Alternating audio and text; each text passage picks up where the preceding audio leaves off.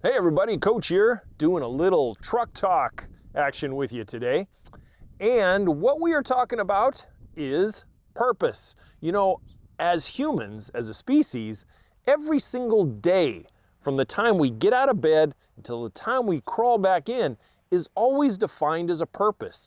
It's our driving force every day. I'd really like to know what the heck makes you get out of bed every morning if you do not have purpose. You know, without purpose, I think that maladies in the human species kind of creep in. When you don't have a particular purpose every day, you don't have things to do, places to go, and that purpose is satisfied, and you have a productive type of day, and other things can kind of creep in, like, you know, depression, malaise, laziness, anxiety, all those other things that we tend to suffer from when we don't have something to do. Hey, this week we are talking about purpose, but in the landscape terms and from a homeowner's and a DIY designer's aspect so that you guys can understand and make it a heck of a lot easier. We're going to throw the curtain open on what it takes to define the purpose of your landscape. Let's get going.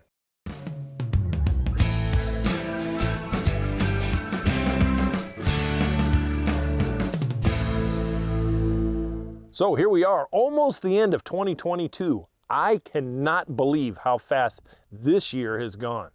But if you do me a favor, if you like what you hear, do me a favor, consider hitting that subscribe button and maybe just smash the like button just once.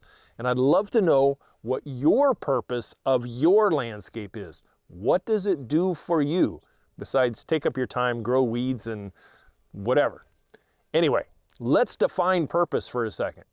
So to extrapolate a little bit from the dictionary, extrapolate from my own opinion, definition of purpose is a reason for something to exist, a reason for something that is done or made or used. Does that sound kind of right?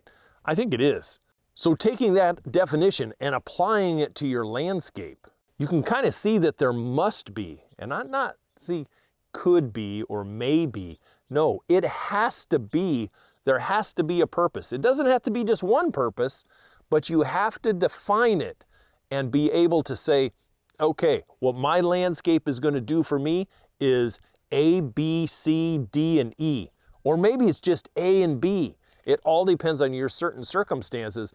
But as soon as you define that purpose for your new landscape, your landscape makeover, whatever project might be coming your way, it just throws the doors open and makes it so much simpler to walk through as a project manager, designer, DIY contractor, whatever, because you know what the end game for all the work you're about to put in is going to result. You know, after years of experience, I have seen newbie homeowners, and we're going to use the brand new home, no landscaping, first-time homeowner type of person. I have seen them. I have been in those neighborhoods and I have watched them stand there, their arms folded, and they just stare at the yard, stare. And I'm not talking for a minute, I'm talking for a half hour or an hour. See them, you know, the invisible whisker rub and all of that. And you could tell that they're just paralyzed. They're paralyzed because it's something new to them. Maybe it is not their vocation, obviously, and they're just not sure how to go about it. And that was my niche market as a designer and contractor. You know, it was making over landscapes and putting in brand new landscapes in homes that didn't have anything. So I took away at those observations that these folks would just kind of shrug their shoulders, go back in the house, shut the garage door. They just had this, now what do we do? We've got this beautiful brand new home in this beautiful brand new neighborhood, and we don't know what to do. What are our thoughts about what we should put in? So as a designer and contractor, what I might suggest to you just as advice, and that is to look inwardly. And when you look inwardly, you're going to draw upon experience, life experience that is, and you're going to be able to see what your needs are going to be. You know, if you're a first-time homeowner, or this home is your first home, no matter whether it's brand new or whether it's existing, you know, if you have an existing landscape, does it serve all your purposes the way it is right now? If it is, well, hell, click off and go get a drink. But if it's not, and you really need to modify it a bit, you need to stop and talk to your significant. You need to have that heart-to-heart conversation, maybe over lunch, maybe over dinner, maybe over just pouring a beverage and going out in the yard and starting the conversation with, hey, what thoughts have you given to this landscape that we have to take on? What do you think we need from this landscape? What purpose is it going to serve for us if we put thousands and thousands of dollars into this? What do we want to get back from it? And that conversation needs to be very open-minded. You may already have some of your own thoughts. Cool. But open-minded thought and allowing the other person to talk it out. So let's create a little avatar for our conversation here. Let's say that we have a married couple and they're in their 30s, probably early 30s. They're first-time homeowners and their home is brand new. They do not have any landscaping in the front yard. They do not have any in the backyard, okay? That's our avatar. That's who we're going to talk about here for just a second. And to cap it all off, landscaping, gardening, horticulture in general is not their forte. It really is not. So they have their work cut out for them one way or another. And what are those options? Those options are hire a coach to design it out and then they do the work. Hire a coach to design it out and coach puts it all in and you cut a big ass check, okay? Which is not the purpose of this channel. That's kind of not so much DIY, is it? If this couple approaches it from the aspect of, okay, what do we need from this landscape?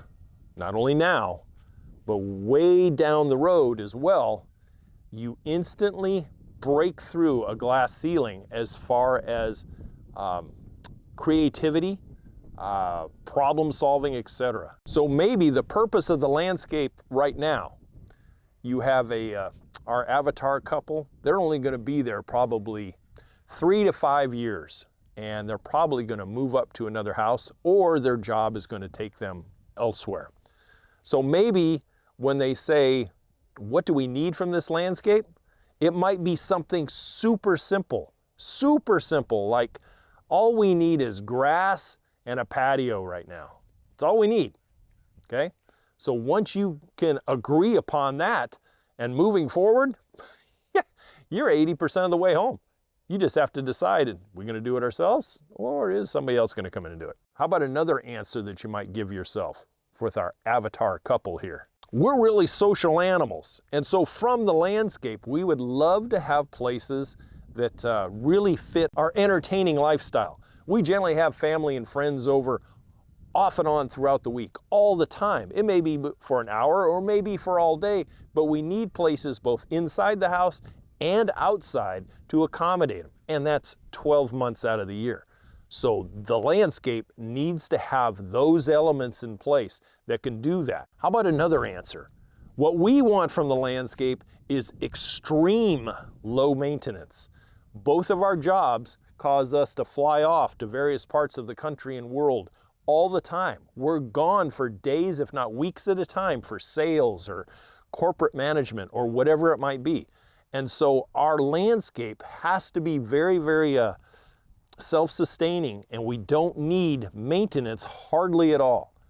So answering that question, now you say, we don't want to have lawn in there that's going to need mowing every week unless we want to pay for John Doe to come in and mow it for us all the time. Do we need that expense? Plus, then if we don't have a lot of rain, we're going to need irrigation and other stuff to go in there. See where I'm going? Okay, so the traveling professionals may not need a real fancy yard. How about this? The couple agrees that we need multiple purposes from the landscape in order to accommodate our lifestyle. We have dogs. As a matter of fact, we have 3 St. Bernards. We have a new baby in the house and 2 cats. Now, do you think the landscape is going to need something that accommodates them now as well as way down the future? Heck yeah, especially 3 St. Bernards, okay? You can't have just an average run-of-the-mill type of yard with a big family of dogs like that. You're gonna need sequestering, you're gonna need industrial strength plant material, and you're probably gonna need some type of watering and feeding capabilities outside, and no mud, no dust, no weeds and no stickers that can come flying into the house at any given moment. And maybe finally an answer that comes back is the purpose of our landscape is that we're going to really gooch this up. We are skilled people. Maybe the guy's trade is in construction. Maybe the girl's trade is a designer, or hell, a cement contractor. I don't know, but they're skilled people and they can do a lot of this themselves. Maybe they need a little creative tweaking here and there because that part of their brains don't work as well. And so they may bring in a landscape designer to really make it look nice. And then they have the skill set to bring it to life. So you can see by answering the purpose of what the landscape is going to do for you, you instantly leap through and start the mental marathon that's going to lead to designing and budgets and planning and scheduling and execution down the road. So in this day and age, a good conscientious homeowner, you know, you really have to be realistic with yourself. It's one thing to peruse social media platforms and Pinterest and Google Images, and you can really get enthused about fanciness in the landscape. But just be aware of where your skill level is at, where your time is at, and what you want to put towards. If you want a super fancy landscape, you may have to have a lot of hours every week maintaining and keeping up on it, or the big checkbook it's going to take to make that happen, and your skill set. So be realistic with yourself. If you say, hey, I want my landscape, the whole purpose is going to be, I want a place to relax, staycation every weekend, and have friends and family over. I want a big outdoor kitchen. I want a patio cover, lawn, water features, lighting. I want all 9 yards of it. That's okay. But then who's going to put it in? How big a check are you going to write? So what purpose? If you know you can cover all those bases, man, have at it. I loved people that had big ideas and they had the dollars to back it up and they didn't mind spending the money because they knew they were getting what they wanted in the end. Now, just to show you that I walk my walk and talk my talk, you know, when Maestro and I got Weed Patch Ranch way back in the day, I did this exact same thing. It was a pretty, you know, it wasn't a city lot. It was 2.5 acres. And we had lots of things going on there that needed to be done. And sure enough, I sat down one day and I started asking, what do I want from my landscape out here? Because it's going to be the biggest project I had ever taken on up to that point. I mean, I landscaped almost 1.5 acres from weeds to ornamental. So it was a big project. But here's some of the questions I asked myself and what purpose I wanted to get from my landscape. Number one, above all else, both of us wanted harvestability. We wanted fruits and vegetables, and we wanted olives and all the other stuff that this landscape could give to us. So I fashioned a lot of the designing around using fruit trees, citrus trees, olive trees, vegetable garden, berry line, blueberry hedge, all kinds of stuff so that we had 12-month harvest, and we did. And it's one major component of really missing Weed Patch Ranch right about now. Number two was the purpose of the landscape. For me, was it needed to be a show place. It needed to have the niceties and the luxury elements and the basic elements that I could use as a platform for my business. You know, if people said, well, have you ever put in a water feature? I had a couple of water features right there in the yard. Have you ever put in patios and walkways? I had patios and walkways. What about arbors? I had arbors.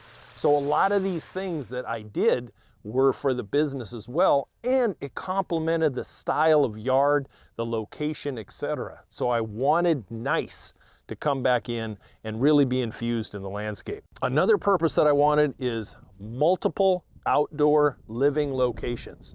So when I designed it up, we had a big back patio that came down from our house with big steps. We had a big deck right off the back and walked down onto the patio and had a big pondless waterfall. And it was really a nice outdoor living environment where we enjoyed evenings and barbecues and friends over. And then out front, same thing. We had our sunset deck and we had countless evenings out there sharing a glass of wine, watching the sun go down, and then having another water feature and a pretty nice front yard that we could look out over and be proud of and enjoy. And lastly, the other main purpose I wanted is because I had a little space, I needed all my equipment from landscaping to be sequestered, but readily available. So I had to kind of lay things out.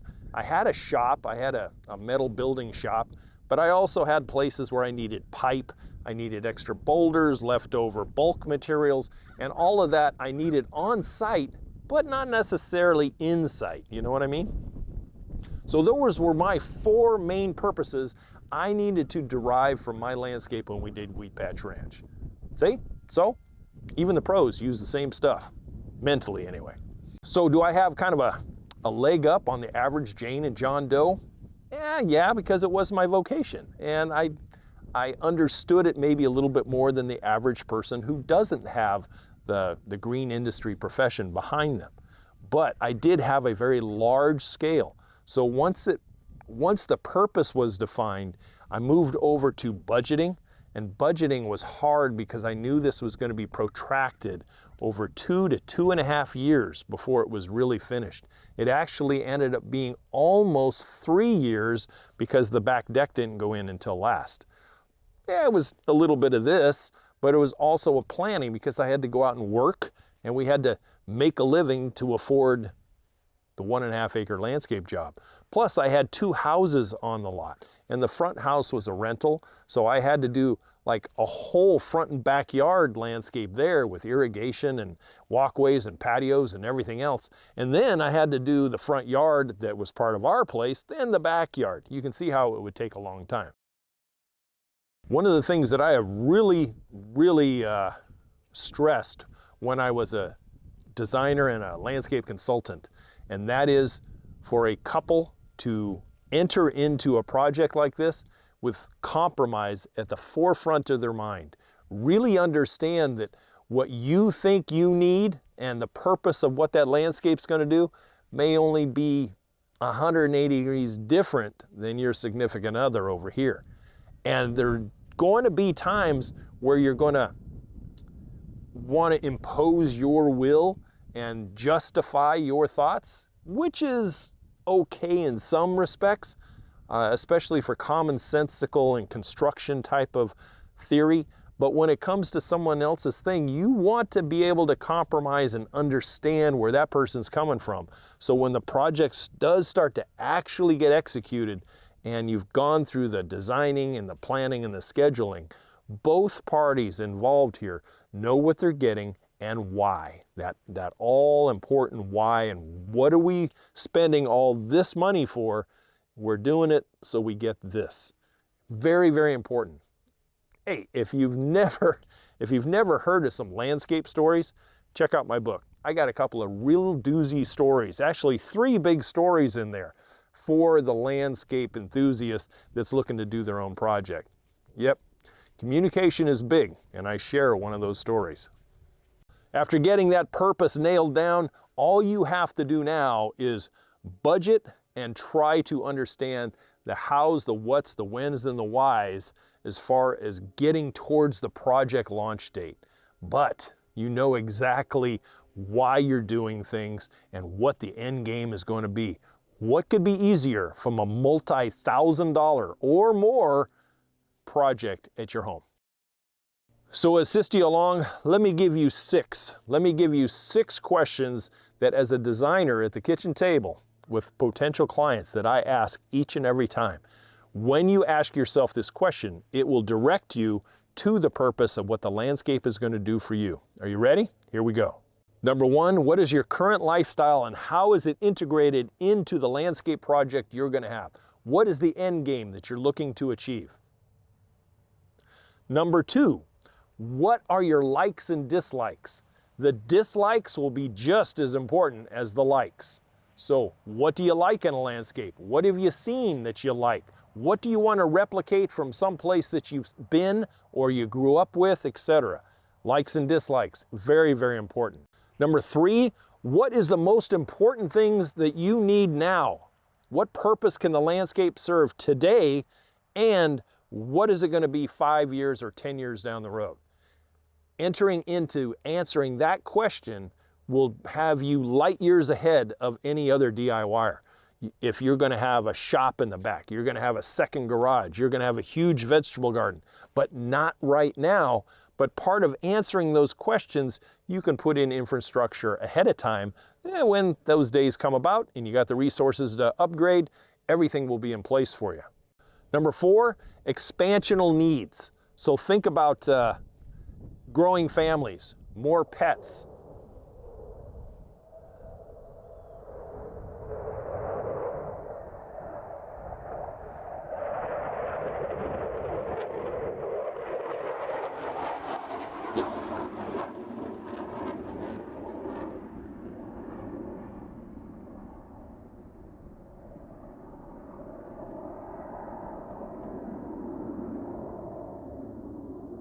And that is our military in action. Yes, indeed.